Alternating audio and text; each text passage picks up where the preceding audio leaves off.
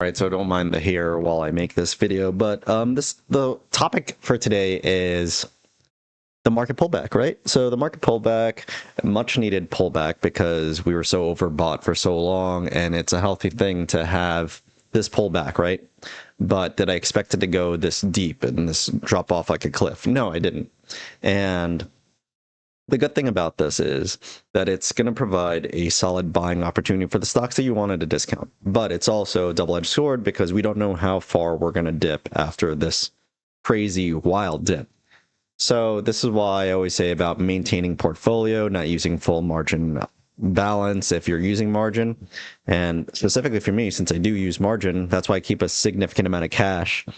And at least I have a lot of cash still left over that I'm going to keep like that. And depending on how Monday looks, how red it is, or if there's a gap up, I will use that opportunity to close out certain positions that I'm not comfortable with, or if I feel like they're too close to the current stock price, maybe I'll close those out and just to free up more cash, just because two things. I don't want to get margin called or house called, whatever it is.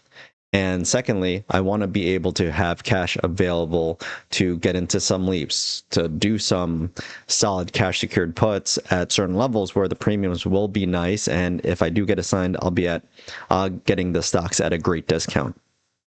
And I was talking this over with John over text earlier this morning that everyone thinks that trading in the stock market is super easy because of the type of market we've had for the last few years, even with that big dip in April, but it's not. And this is where you get to truly test your strategy and see how much money you could actually make. And that's why I sell cash secured puts and cover calls, because you can make the money on the way down, you can make money on the way up, you can make money sideways. It doesn't matter. The only thing that does matter is, depending on the market, is how much premium you'll be getting. Will I be making these 10 to 15K months if the market isn't green all the time like it has been for the last few months in a row? Where do I see myself being? If it's red, I'll be a little bit more careful, probably. And in doing so, that means lower deltas, means less premium. And then the premiums like that I'll be collecting each month won't be like those 10 to 15. I'll probably be closer to like 5 to 10, probably on the lower end. But again, same thing that I go over with everyone that I teach. If you saw $5 on the floor, would you pick it up? Absolutely. It's not free money, it's collateralized money, but it's out there for you to take. And as long as you keep collecting that consistently, compounding it, your portfolio is going to grow, and it's going to grow and grow and grow, and it's going to go to those all-time highs. So like I said, big pullback. I'm down probably like 10K from the all-time high that I just hit, up 275. But it's a part of the game. Cash secured puts, cover calls.